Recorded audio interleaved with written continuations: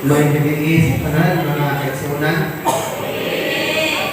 Akong pagpasalamat sa Ginoo sa paghatag ng gigayon nga mga bisita ko dinhi uban sa akong pamilya, sa akong mga igsoon nga naa dinhi ang Brother J o kang Brother Sadra. Salamat mga igsoon sa inyong pagtagad. Salamat Pastor Martis sa inyong panahon, Pastor. Sa inyong tanan mga elders, church officers sa Isaan Church. May salot sa inyo.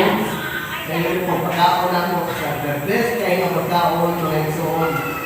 Amot lang, ayaw dito pagkunang-unang na kumulinin ko lang ako kay pinaka-espesyal na lang ang pagkaon ng gulay. Kayo mo pa gusto sa Ginoo, Genesis 1:29. Ang ipakaon niya sa iyang mga anak, original diet, potanon, nuts, vegetables, grains, tanan na i-specify sa panahon sa Garden of Eden mga kaisunan. Ay pray na natakdan mo. Pero ako na ito ang isaan. Murag lang, nag-observe yun lang